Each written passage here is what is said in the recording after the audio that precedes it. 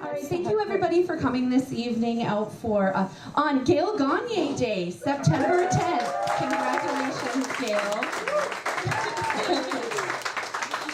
I'm sure as you look out, you see many faces that love and adore you, and we're all here for you because this is your special day. And this was Gale's idea to do this speaker series.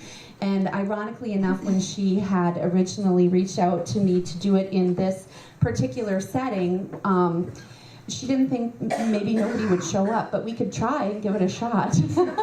And so as many of you know, we are at full capacity. So we are also offering a second part of the series that maybe is going to be just a recap and some new stuff. We don't know. New stuff. Yeah. So that will be October 15th. If you know of anybody that wasn't able to attend this evening, that would be a great opportunity for them to come and share. And also Gale has put some cards out on in front of you and scattered around. If you can see well enough, you can read those. Those are just some conversation starters, maybe some questions that you can bring forth on Q&A. All right, without further ado, Gale Gagnier. Thank you. Thank you, Gale.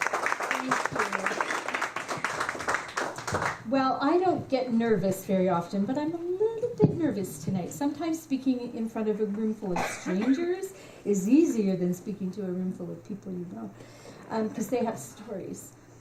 Lynn and I had talked about how we would sit up here, and I don't know if you've ever watched Michelle Obama be interviewed, but she crosses her leg like this, and this leg goes 3 feet behind her, and she never budges, but yeah, I had a knee replaced a few weeks ago. It's not going to happen.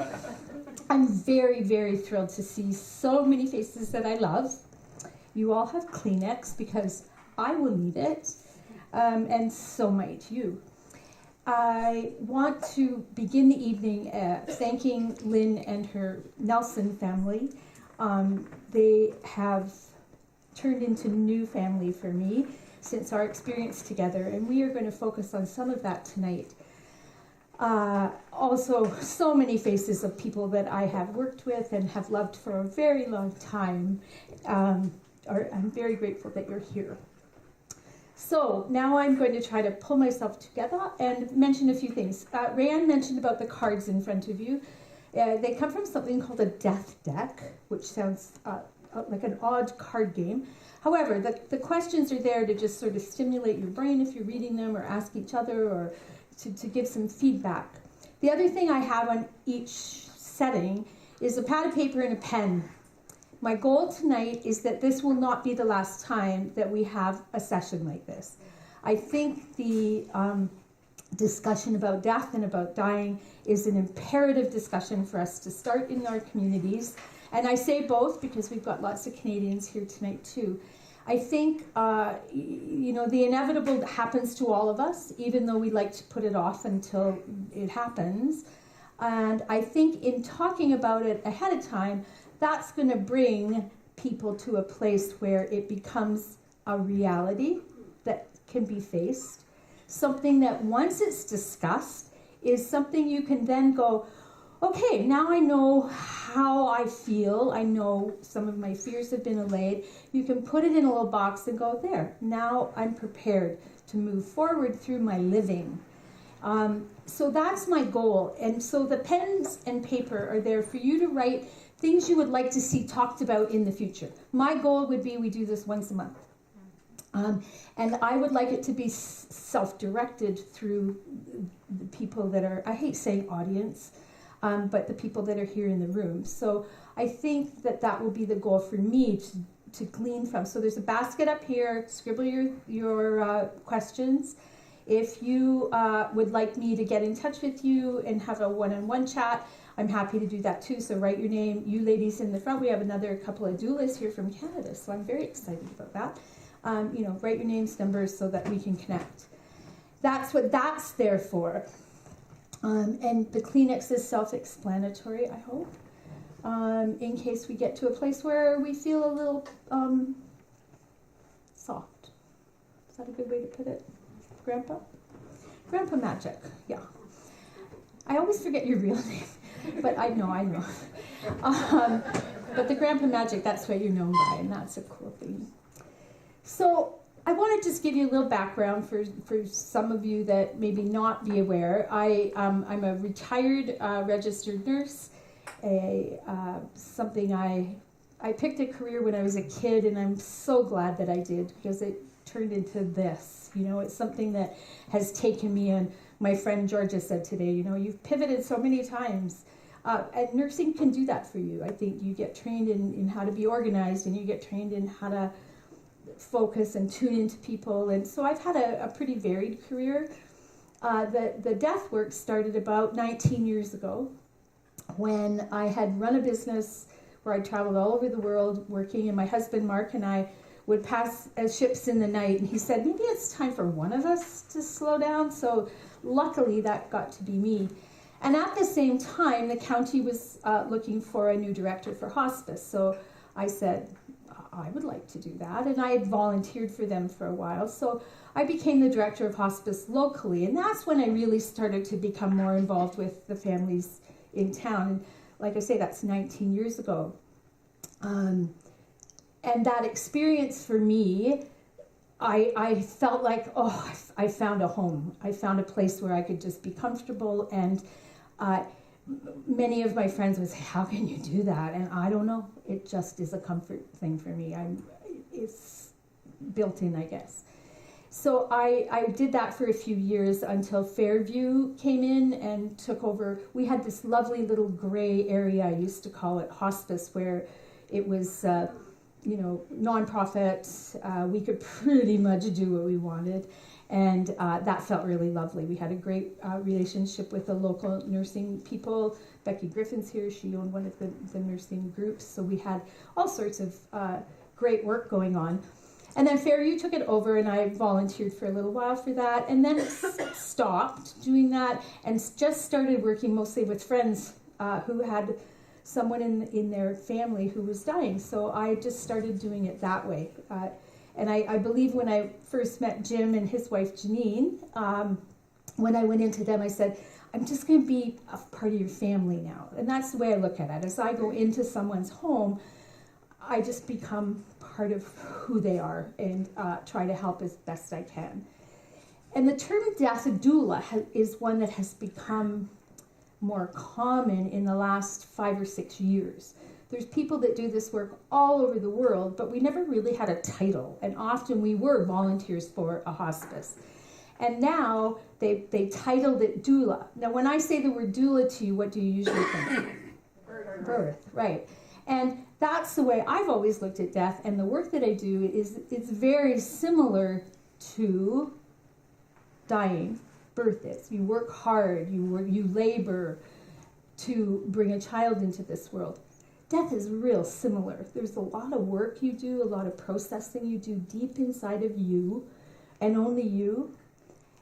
And it's work to leave this earth.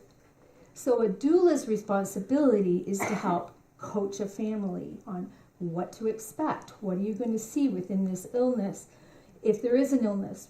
I have a gentleman right now who's 94. He's not sick, but what's he doing? His stuff's wearing out. It's time for him to leave. Just as we all hope that that's how we could leave, right? That we get old and we go away. But death to me, and the witnessing I've had of it, is similar to a book of matches. You know how you take a book of matches and you go like this? And sometimes they light and sometimes they don't. So I always think of that as some of us have lost babies that never quite make it to take their first breath. You never quite know when you hit the next one. Oh, look at that. And you see how long it burns. And then somebody comes along and they go, achoo. And some people have a very short lifespan. And then you get the match, usually when you're trying to light a fire or something, or a candle that's deep down in, and the thing goes and goes and goes till it burns your fingers. We had a grandpa like that. I have a sister here in the audience. He lived to 101. So his match burnt a long, long time. And so the goal in having the discussion, I'm going to blow this out because I don't want to burn my fingers. The goal in having the discussion is we don't know how long we have when we're living our lives. The statement of, live your life to the fullest, we hear that on posters, we have it on t-shirts, all that thing. Live every day as if it was your last. Often that doesn't hit home until a diagnosis comes in. And the natural process of dying gets messed up by disease, right?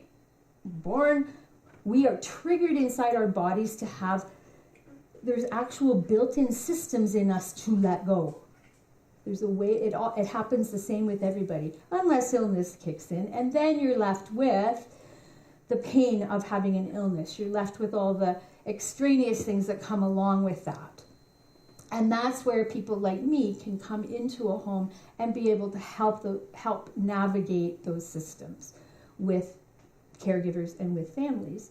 And in our community, we don't have a hospice house. They do in Duluth, where a ill, dying person can move in and family can come and live short-term with them and be present. But here in this community, it's done in people's homes. So it's very much something where, well, I'm not sure I can care for my loved one.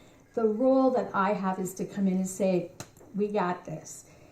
We can do this together. And it's really like a coach would be in a birthing room. So that's my goal in talking to you guys tonight, and hopefully in the future when we have other sessions where we can help talk about the details.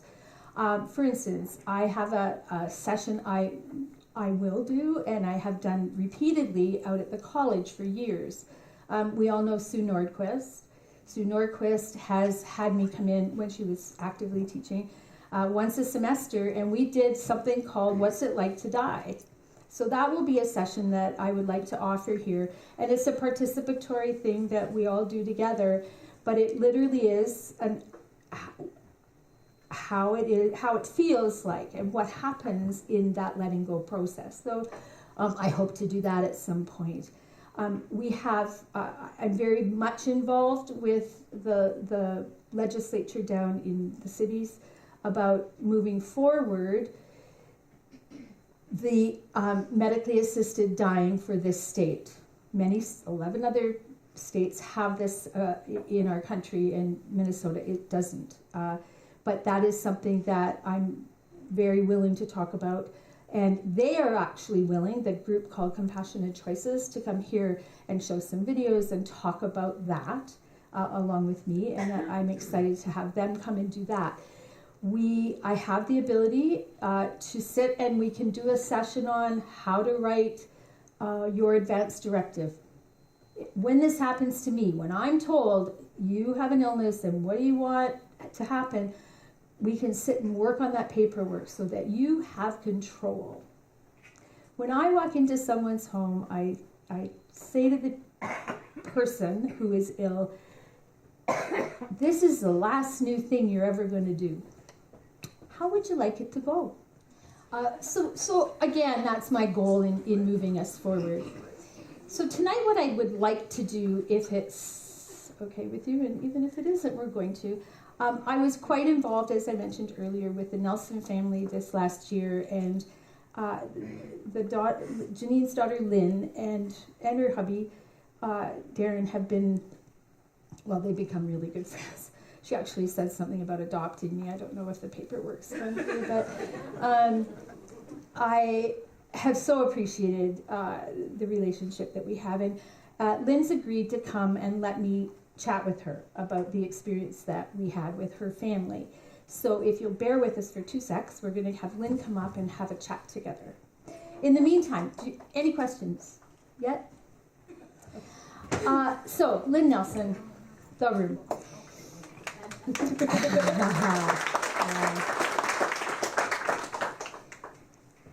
We're going to start out by asking, how did it feel when a complete stranger walked into your home when you were sitting with your mom who was pretty sick? I didn't want to adopt you. Mm.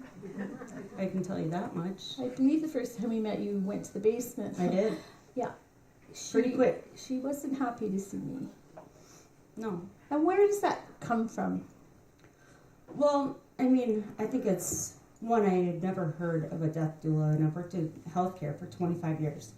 And so the fact that I'd never heard that term scared me. And I lost my dad to a car accident, so it was traumatic. And so I just had this feeling of trauma, like immediately when you wanted to talk to us about it. And it just took me a while, it took my mom a while to really grasp what you were trying to do for us. Mm-hmm. And when do you feel like you got a little more comfortable with it?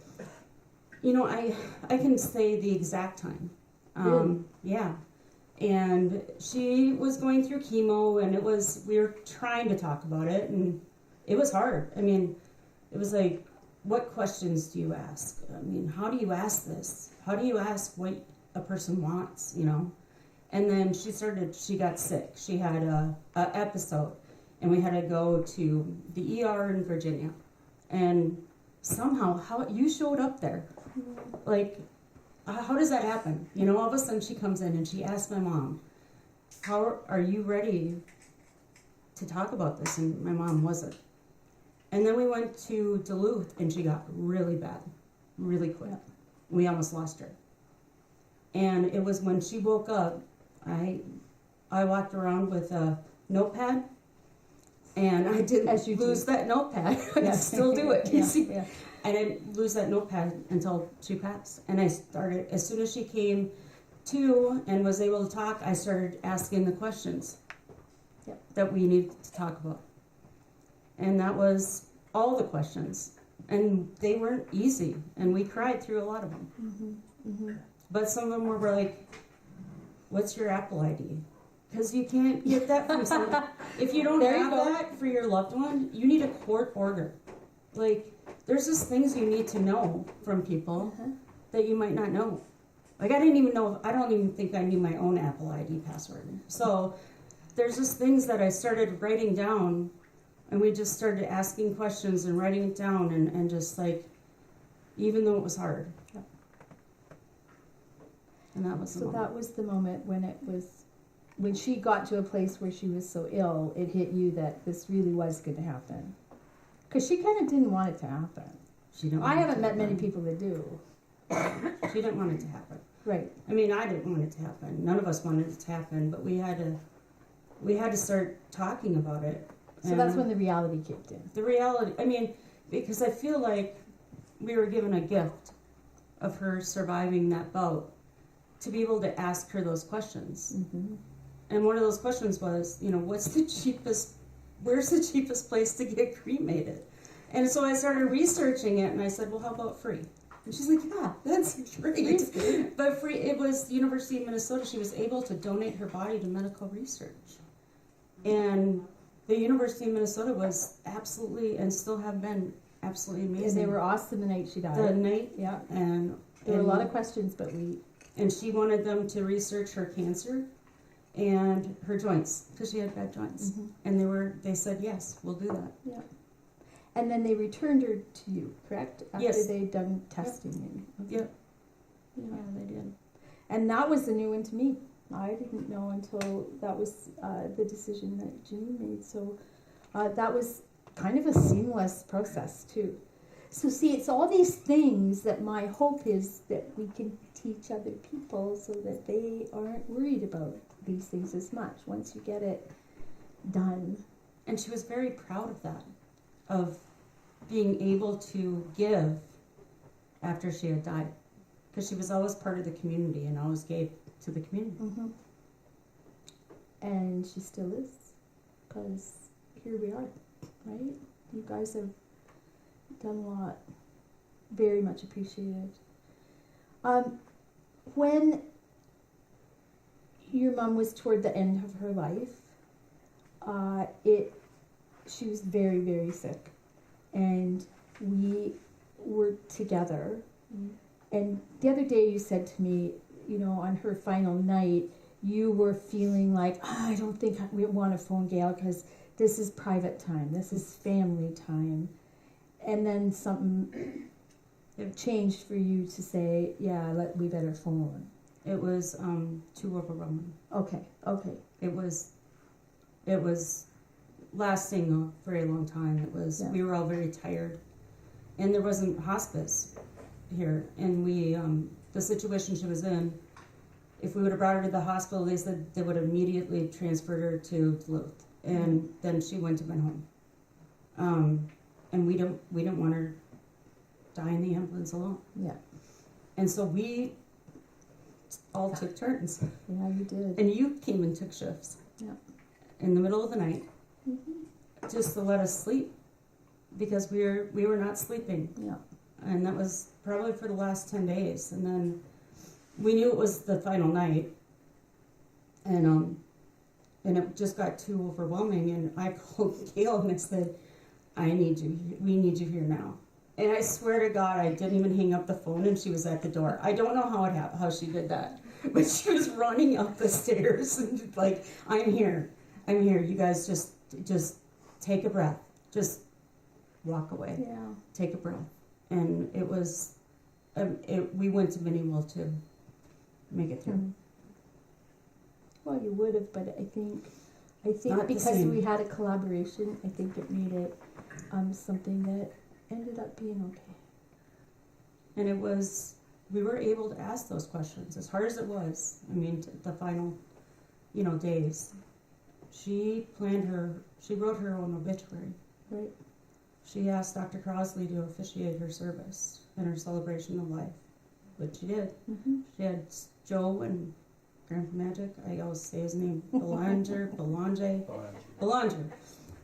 What she told him, what songs she wanted. And Did that make it easier for you? It did, Because she did that? I felt like we were honoring her choices.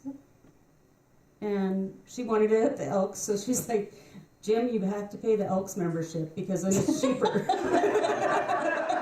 It is, it's free when you're a member. So there's a whole theme coming there. But she wanted it at the Elks, and she wanted certain people to officiate, and then we had, a beautiful discussion, a lot of discussion with Dr. Crosley, and she was amazing as well. Yeah. And it was And that's between the two the of you. piece that when you have someone like a doula come into your situation, we have very open communication with the doctors in town. Now, I'm not there giving medications. I'm not doing any of that piece, the nursey piece of it, even though I have the skill to do it. And in a pinch, I will help that, but that's not the goal in coming in, because what's interesting, there isn't a lot of physical care when someone's letting go of this earth. And people are like, well, how am I going to do it? Because they picture, oh, I'm the wife or I'm the girlfriend of this person or the husband, and how am I going to do this when all I've seen on TV is people in the hospital and IVs going and all this stuff. At the end of life, you don't have to have any of that stuff. You just keep someone comfortable, and which includes, stuff on their lips and a little bit of liquid now and again. So it is trying to dispel some of those anxieties for people is the goal I have in doing sessions, because I'm going to say there's going to be more like this, to be able to just try to dispel that anxiety. Can I talk about you, Grandpa, for a minute? When I first met Jim, he was lovely and supportive of his wife, but very anxious about what was to come. And I remember saying to you, you're going to find some strength there that you didn't know you had, and you were like, I don't know, and you had some specific things you were quite concerned about. And boy, watching this man rally around his wife at the end of her life, you never left your side, and you were worried that you would. You were worried, like, I might not be. And I felt so grateful that you heard the message about how you could do this, and you were a rock star. I'm looking around this room, and there are a lot of rock star supportive spouses in this room who have had their partners go, and having you ladies and gentlemen here is very, very important to me, because I think you show that it can be done, and that you get through it. You don't get over it ever. You get through it. And watching you do the grieving you guys have done in the last months has been, you're finding your joy again. And yeah. And the reason that I was involved with you in the first place is the very first hospice patient I had was your uncle. Yeah. And I can use names. I've got permission from families to do that. But Marvin Christensen, for those of you who are from town, who had been my first family to be involved with. And the woman I'd replaced had said, well, there's this guy, and he's a character, and he didn't really want me there. And so I went in and met this character. Understatement. When I went to visit him the first time, he called me Red, because I had red hair back then. And so I did that journey with them, and since then have been with several family members, and she's the one that phoned and said, you need to go see my Auntie Janine. So that's how that all evolved, and we're talking 18, 19 years later. Yeah. So, yeah. And that your niece or your cousin is... Yeah, my cousin was This is like, you have to call instigator. Gale, you have to call Gale. I'm like, yeah. Gale? Yeah. Okay, I'm sure. But I think what I learned is, if we weren't given that gift where she had made it through, we would have been in just a really bad situation where we wouldn't have known what she wanted. Yeah. We wouldn't have had the Apple ID password. We would have still been looking for it. And we would have, just been struggling. And I think now I tell people it's a disservice if you don't tell people what you want. There you go. And, my husband and I are already signed up, if they can't donate our organs, to donate our body to the University of Minnesota. We have one son. We're talking to him about this, and, being very open with our discussions, because we should be open with our discussions about this, just like birth. Mm-hmm. Because, again, I think if we don't, we're doing a disservice to the loved ones. They're left unable, when it's not a traumatic situation, and I've been through both, that you're able to really honor their choices, and I think that's really important. And to make the most of the time that they Absolutely. have left. And I think that is the key to making it okay and to making it calm and moving forward. So I want, as part of this, if there are people in the community who feel led to want to do this kind of work too, that I am able to do training for people. And so that's something that I hope in the future, as we start these discussions, where we can get a little more relaxed and a little calmer about it, me included, because it was kind of scary to get up here tonight and start doing this, because I wanted to do it for years. I did my doula training during COVID, because I'm like, what's this doula training about? And Mark was very cute. He'd listen in on the Zoom calls, and he'd say things like, well, you should be teaching this. And the group that I trained with, she's wanting me to start doing some live training as well. So I think it's exciting, and it makes me happy to think if I can just help one family at a time and to keep this going. I have one more thing I want to say, and if you want to stay here for that, you can. As part of my... You want me to mute? Sure. Well, unless you want to make comment, You're like a sidekick. I kind of like it. As part of my COVID thing too, my hubby said, you've always said you wanted to write about some of your experiences.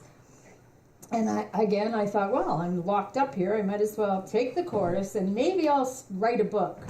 Well, it happened that I got a Facebook thing. Sorry, Gale. Now you've muted me. Sorry.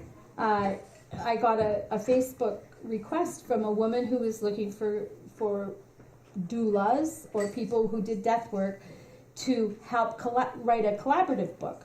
So I was terrified, wasn't I, honey? I was very nervous to phone her, and we had an interview, and we had to like each other, I guess, to move forward.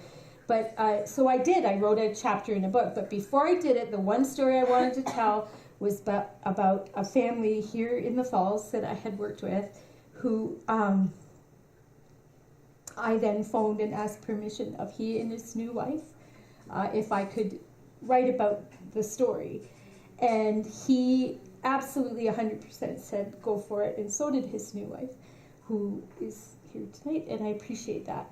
And I said, and I'll write it anonymously. So I sat down and I started to write and gave them new names, and it was horrible. I couldn't use new names.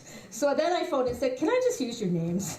Not last name, but first names. And he was like, of course you can. So I have some of these books here tonight. They are for sale at the back. I hate self-promotion, but they're there. My chapter is chapter 7, and the title of it, I had wanted to call it You Go First, and I'll tell you why in a sec, but the woman who did the collaboration and put her name on the book decided to call it I Cry. So chapter number 7 is I Cry. Because I had said that in part of the writing that I had done. Oh, I'm sorry if I can't say that on the. Okay. That was good for me too.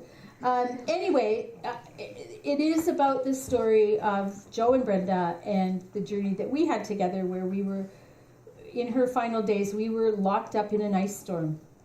Hospice couldn't get to us. That was part of the timing in my life where I was doing this privately without a lot of hospice involvement. But it's a story, and it's a good one. And the reason I wanted to call the chapter what I wanted, You Go First, was at the end of this ice storm, we were able to get a few friends who had good cars who could get up the driveway and get in there. And this one couple came from Canada, and they were like, what should we say to her? And I said, well, we're at a place now where we're letting her know that we got Joe covered. Once you're gone, we got Joe covered. Don't you worry about Joe. And it's okay to let go, because a lot of people need that permission. So they came in and they sat. I was laying behind her so we could prop her up in bed. She wanted to sit up.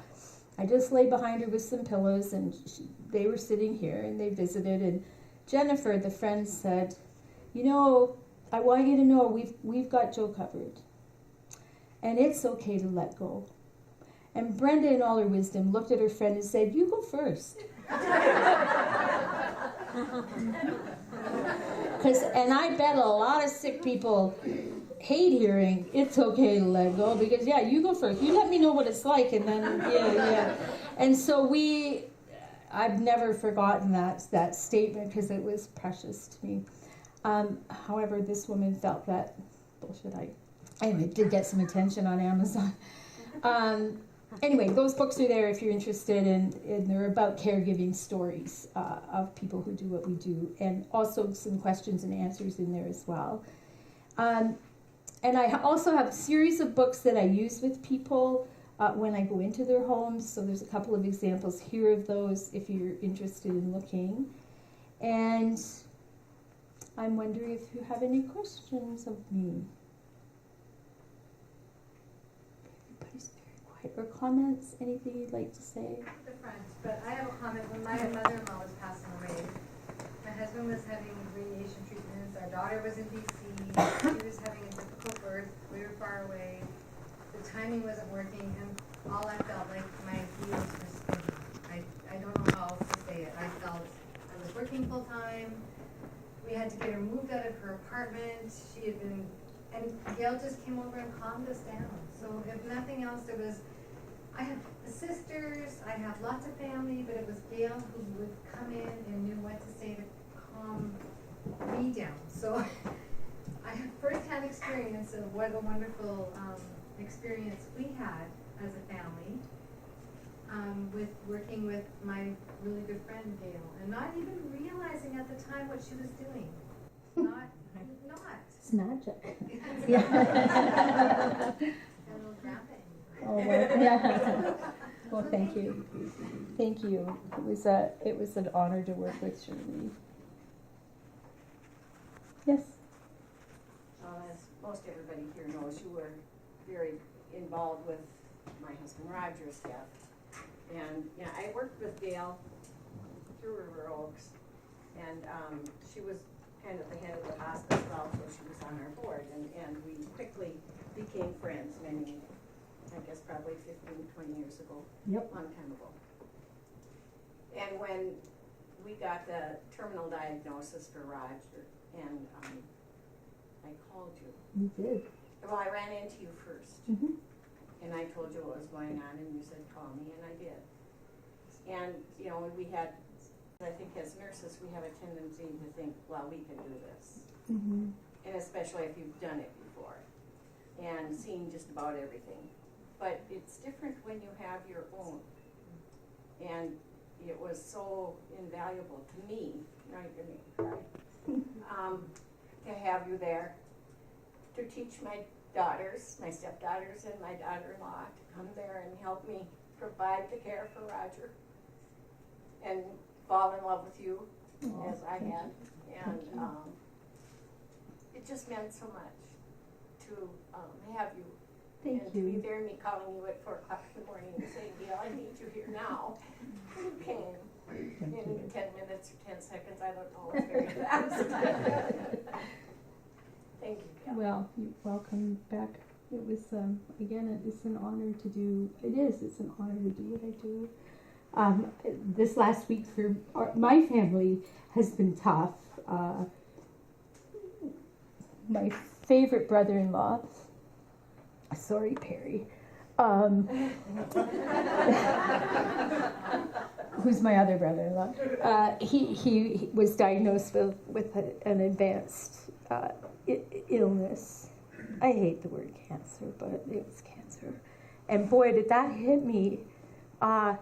Working with people I care about and working with people that are friends is one thing, but when it's your beloved family person, I'm heading into a whole new territory. But I am so grateful to have the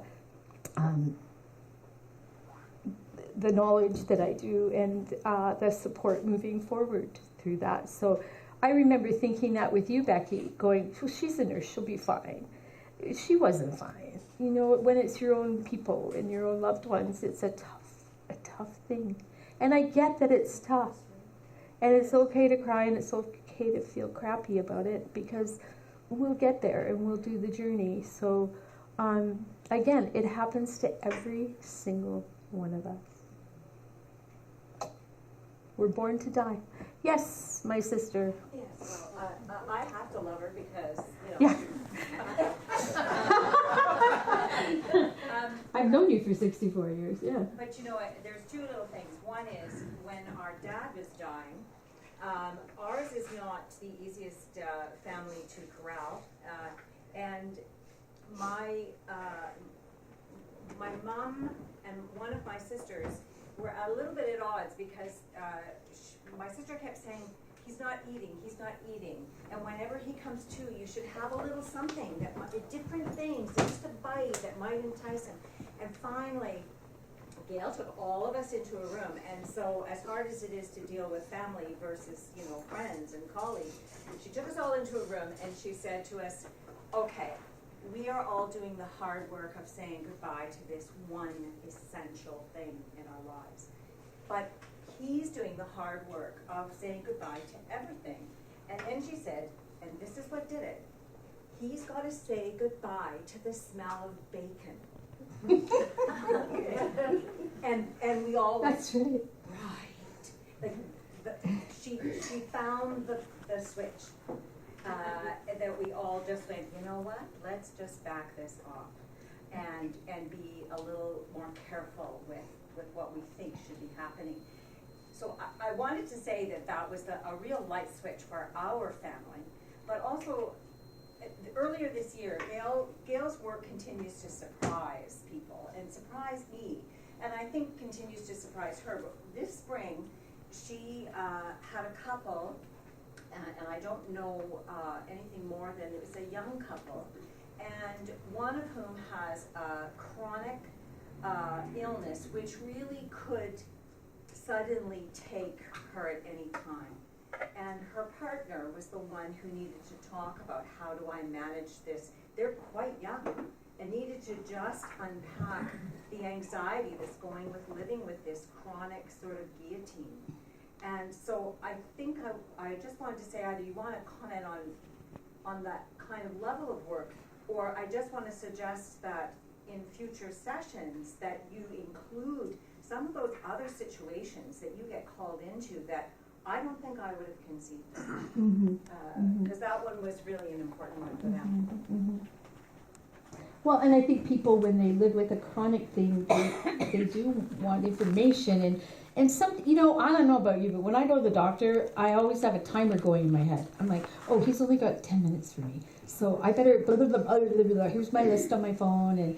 And I think people need time. People need time to ask the questions. And I'm so grateful that you pointed that out, because, yeah, I do get a lot of phone calls going, well, you know, it's not terminal, but we're dealing with this, and how can we do that comfortably? So, yeah, I appreciate any of those calls that I can help, you know, have those chats. And, yeah, again, in the future, my hope is we get to unload a lot of those things. So that's the kind of thing I would appreciate finding in this basket. Can we address this? You have a specific illness you want to talk about. Let's talk about it. What does it look like? What are the outcomes of those things?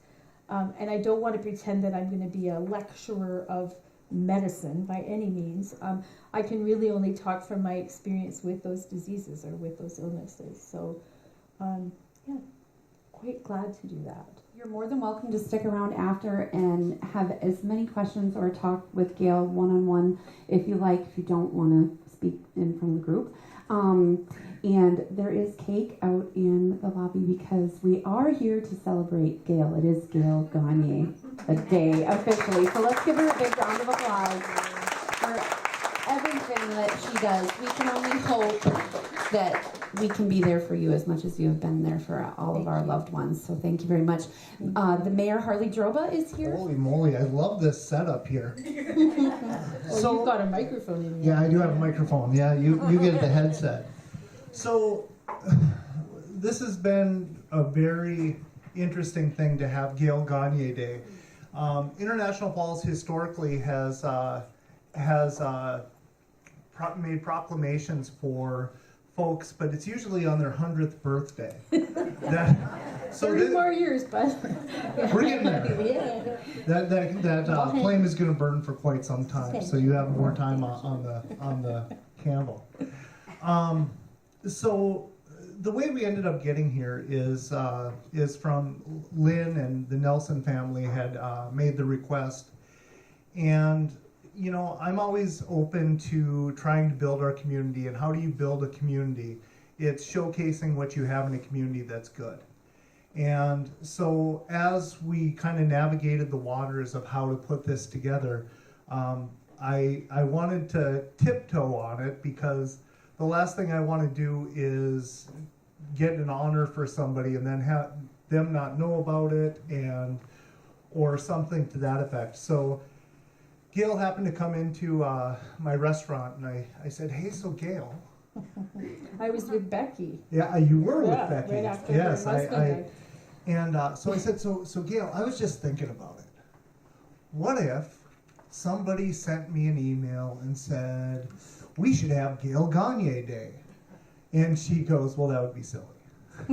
and I said, well, I just want to let you know that I did get a request for Gale Gagnier Day, and I am very much thinking about doing it and how to do it, and if you would be open to that type of a celebration for the work you do. And she kind of hemmed and hawed. She said she wanted to think about it, and it was a little while. I think you initially said no. I think. Well, I was like, but yeah. I think the initial one was no, but in true Gale fashion, she said, I need to think about it, and I want to speak with my husband and my family and just kind of see what this would look like. And when she came back to me and we started talking about it, the conversation ended up going towards, how can I use this as a platform to help other people in our community? And when we first started talking about it, it was, could we have it at my restaurant? Could we have it somewhere else? And we said the Salty Jester would be perfect. I didn't realize how perfect this venue would be for this event. I mean, this is a perfect TED Talk right here. Only it's a speakeasy. I only had to pay him $50 to say that. Yeah. We'll square up later. It's a speakeasy. I tipped $20 on my first iced tea. So that was the goal, right? The goal was not necessarily to promote Gale, which is what we're doing because of the amazing thing that she's been able to do and to touch all the lives of our community members. So here we are for Gale Gagnier Day, and I've known Gale for quite some time, and I was very close to Joe and Brenda as you were working with Brenda as she was transitioning. And I've always felt like we were close to family, maybe like a distant cousin or aunt. Something like that, yeah. But tonight, as I find out that the conversation in your family is he's learning how to get to lose the smell of bacon, I am with you guys. I am part of the family because that would be the scariest part for me. Yeah, yeah. So I'm here today to give a proclamation for Gale Gagnier. And this is the City of International Falls Mayoral Proclamation in observance of Gale Gagnier Day, September 10th, 2023. Whereas the City of International Falls acknowledges the significance of cultivating a compassionate, supportive, and thriving community during the final days of life for community members and their families. Whereas Gale Gagnier has exemplified an unwavering commitment to involving communication and spiritual well-being by establishing a safe place for open discussions about death and dying, fostering increased understanding and empathy. Whereas Gale Gagnier has selflessly provided invaluable guidance and counsel to caregivers and loved ones, ensuring they receive essential support to navigate the challenges they encounter. Whereas Gale Gagnier has offered much needed respite and exhausted caregivers, creating a haven of solace and rejuvenation during the times of overwhelming responsibility. Whereas Gale Gagnier's compassion, guidance has aided numerous individuals in navigating the complex stages of grief, facilitating healing during the moments of loss. Whereas Gale Gagnier's impact extends beyond mere assistance, as she has embraced those she has helped, becoming a cherished member of their extended family. Whereas Gale Gagnier's dedication has enabled individuals to stay close to their families while receiving the necessary care, support, and mental well-being in a comfortable and spiritual enriching environment. Whereas Gale Gagnier has co-authored the book Bold Spirit, a definite guide on caring for the dying, solidifying her expertise in the field. Now, therefore, I, Harley M. Droba, I messed up on my own name. I was going to say that. Man, I was doing really good right until that. I, Harley M. Droba, Mayor of International Falls, hereby proclaim September 10th, 2023 as Gale Gagnier Day in our city. On this day, we honor and celebrate Gale's selfless contributions to our community, her unwavering commitment to enhancing communication, spiritual well-being, and her transformative impact on the lives of caregivers, loved ones, and those navigating the journey of grief. So here we are with the official seal of the city. proclamation for Gale Gagnier.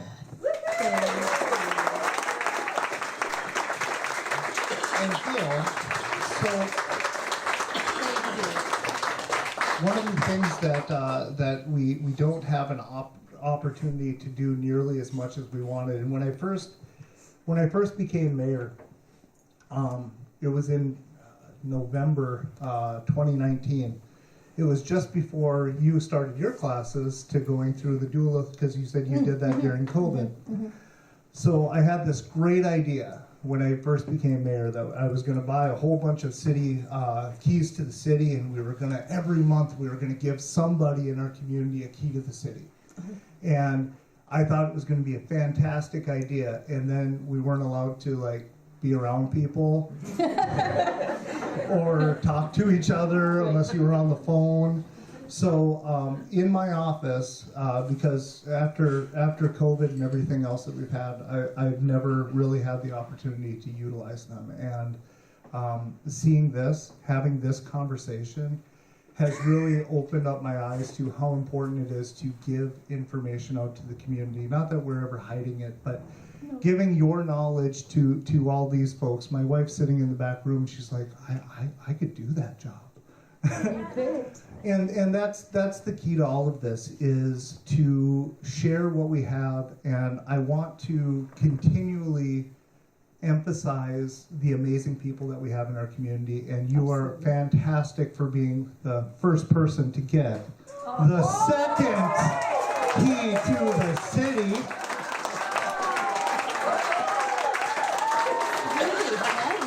Yeah, I know. One side has the city emblem on it, and the other side has a DeLorean on it. Because remember, I paid for them.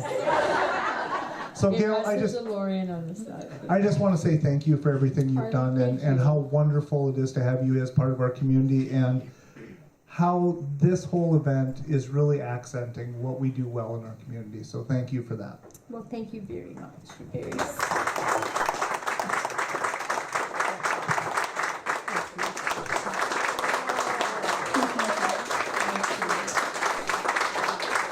Thank you, Mr. Mayor. Thank you. It really is heavy.